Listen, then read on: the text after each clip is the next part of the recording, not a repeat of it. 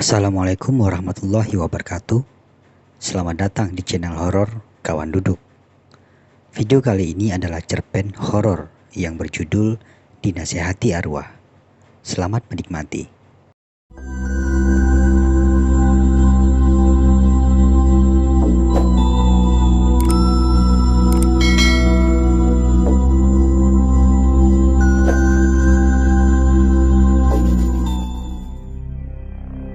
Sorry, awalnya aku tidak pernah percaya dengan hantu, jin, atau makhluk gaib. Bagiku semua itu ilusi.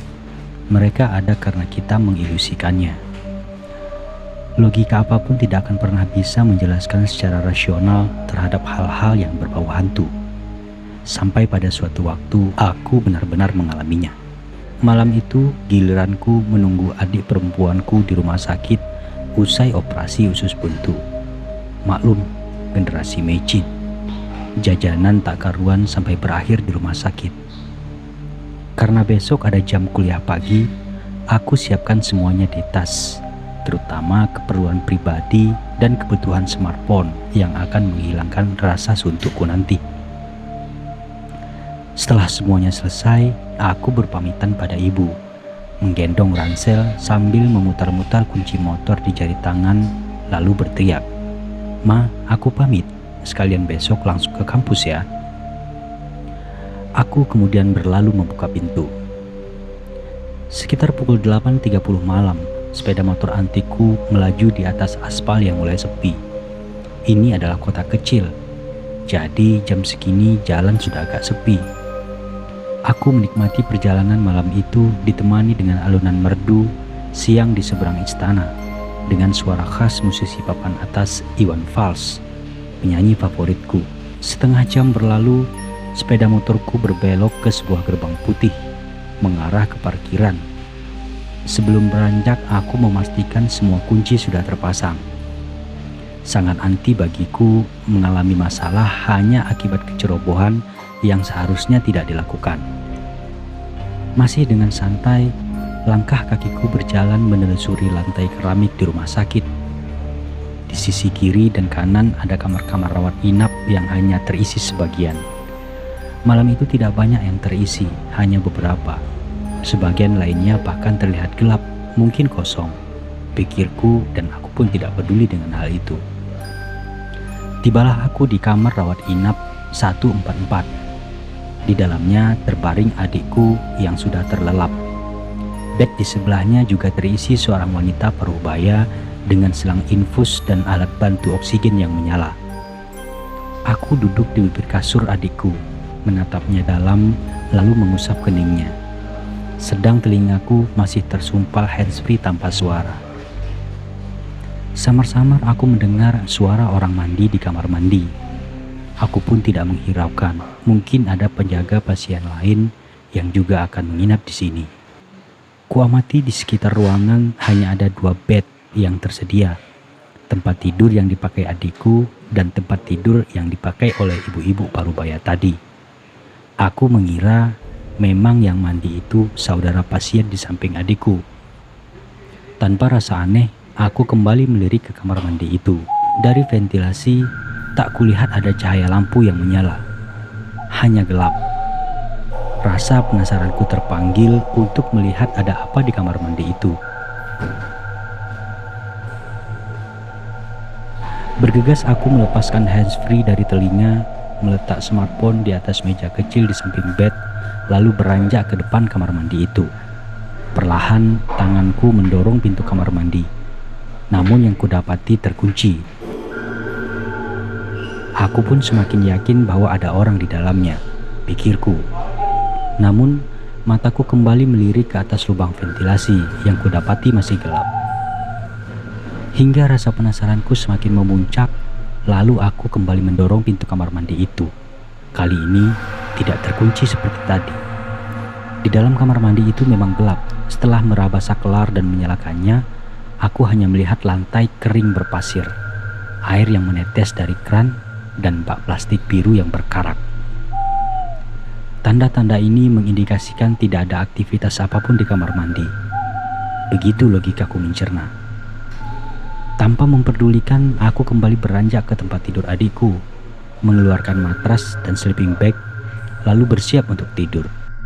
Aku kembali membenamkan handsfree pada kedua telinga dan melanjutkan nada-nada merdu Iwan Fals sambil memejamkan mata.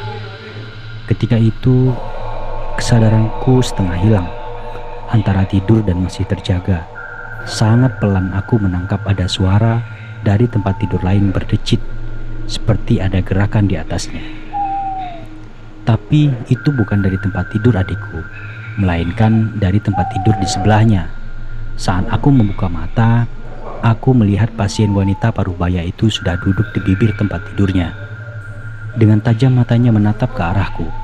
Aku juga menatapnya bingung beberapa detik. Kemudian dia melempar senyum, sebuah senyum yang sangat dingin menurutku. Di tangan kirinya masih terpasang selang infus, namun masker oksigennya tergeletak di kasur. "Nak, ibu boleh minjam sisir?" ucapnya berbisik. Setelah terpaku beberapa saat, aku bergegas membuka ranselku dan mengeluarkan sisir, lalu memberikan kepadanya. Tangan kanannya memegang sisir itu dengan lembut, mengibaskan rambutnya yang panjang sepinggang itu ke depan. Perlahan, tangan kanannya menggunakan sisir dari atas ke bawah, sedangkan tangan kirinya ikut membelai dengan lembut. "Nama kamu siapa?" tanyanya tersenyum. "Namaku Randi, Bu." Usia anak saya juga seumuran kamu." Aku terdiam sejenak, melirik ke jarum jam yang tergantung di dinding atas daun pintu. Pukul 11.45. "Maaf, nama ibu siapa ya? Biar enak ngobrolnya," tanyaku berusaha mengakrabkan diri. "Panggil saja aku Rahma," ucapnya sambil tersenyum. "Kalau boleh tahu, kenapa ibu masuk rumah sakit?" "Sepeda motorku menabrak truk yang lagi diam di pinggir jalan. Tapi kata dokter aku nggak apa-apa. Masa-masa sulit sudah aku lewati." "Oh alah, ya hati-hati Bu kalau bawa kendaraan," tuturku mengingatkannya. "Pikiran ibu lagi kalut, Nak. Ibu dapat kiriman video dari sosial media. Dalam video itu terekam suami ibu selingkuh dengan teman dekat ibu. Saat itu juga ibu mengeluarkan sepeda motor berniat untuk mencari sang suami. Karena pikiran lagi nggak stabil, ibu akhirnya menabrak truk dan berakhir di sini," tuturnya. Aku turut prihatin, Bu. "Oh iya, tadi aku mendengar suara orang mandi di kamar kecil. Apakah ada orang lain di sini?" "Udah, nggak apa-apa. Itu suara angin. Nggak ada siapa-siapa di sini. Cuma ada 2 pasien." Tadi ibu bilang ibu punya anak seusiaku. Di mana dia? Kenapa dia tidak ikut menjaga ibu di sini?" "Anakku itu sudah meninggal di usia 3 tahun. Dia meninggal juga karena ditabrak lari saat menyeberang jalan." Aku semakin larut dengan cerita Ibu Rahma. Dia begitu ramah, meski kami baru bertemu. Dari ceritanya aku mengetahui ada banyak masalah yang dia hadapi, terutama soal suaminya yang kasar dan beberapa kali mencoba mencari peruntungan lewat pesugihan. Namun tetap saja endingnya menyakitkan. Ibu Rahma berasal dari keluarga yang berada. Dia bertemu dengan suaminya di sebuah diskotek saat perayaan ulang tahun temannya. Mereka saling berkenalan, lalu saling mengenal satu sama lain. Semakin lama semakin dekat, hingga butir-butir cinta bersemi di antara mereka. Namun syahwat lebih menguasai hubungan mereka, sehingga beberapa kali mereka melakukan hubungan intim di luar nikah. Di suatu waktu mereka tidak bisa mengontrol hingga dia hamil di luar nikah. Ayahnya murka mendapat kabar itu. Rahma begitu keras kepala. Ayahnya melarang menikah dengan kekasihnya. Namun dia tetap kekeh dengan alasan cinta. Sampai pada puncak pertengkaran mereka, sang ayah yang akhirnya mengalah. Setahun menjalani pernikahan, sang suami mulai bertingkah. Dia bilang ke Rahma kalau dia butuh modal untuk buka usaha dan membujuk Rahma untuk meminjam uang kepada ayahnya. Tanpa pikir panjang, Rahma kemudian menyampaikan niat itu ke sang ayah. Meskipun selama menjalani rumah tangga, sang ayah tidak pernah merestui hubungan mereka.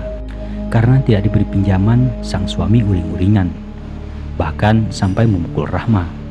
3 hari setelah pertengkaran mereka, Rahma dapat kabar ayahnya meninggal. ada rampok yang masuk ke rumah ayahnya. Karena melawan, ayahnya ditebas pakai parang di bagian perut hingga meninggal di tempat. Karena anak satu-satunya, Rahma turut dapat bagian harta warisan yang besar. Rumah orang tuanya dijual, lalu ibunya mengontrak di rumah kecil di pinggir kota. Sedangkan uangnya diserahkan ke suami untuk buka usaha. Setahun, 2 tahun, 3 tahun berjalan.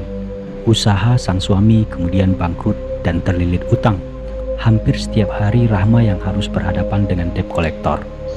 Pada suatu hari, debt collector berhasil mendapati sang suami tengah berada di rumah. Akhirnya terjadilah pertengkaran sengit. Suaminya meminta Rahma dan anaknya yang berusia 3 tahun itu untuk lari dari rumah. Saat menyeberang jalan, anaknya ditabrak mobil pick up dan meninggal di tempat. Sejak saat itu suaminya jarang pulang, hingga dia mengetahui kalau suaminya selingkuh lewat video yang beredar di sosial media. Sungguh ini rumah tangga yang rumit. Nasihat ibu, kamu harus patuh pada orang tuamu. Mungkin apa yang terjadi pada ibu selama ini karena tidak pernah mendapat restu dari orang tua, bahkan sampai akhir hayatnya. Tuturnya menasihatiku. Aku hanya tercengang mendengarkan ceritanya. Sedih, namun aku tidak bisa berbuat apa-apa. Mataku ketika itu juga mendapati adikku begitu lelap tertidur, seolah perbincanganku dengan ibu Rahma tidak mengganggunya sama sekali. Sudah pukul 2.30, kamu istirahat, ujar Rahimah mengakhiri perbincangan kami. Setelah pamit, aku kembali mengatur posisi tidur. Sekitar 15 menit aku merebahkan diri dan belum sempat terlelap, aku mendengar langkah kaki beberapa orang masuk ke ruangan ini. Aku membuka mata dan kudapati mereka adalah suster yang akan melakukan pengecekan rutin pada pasien.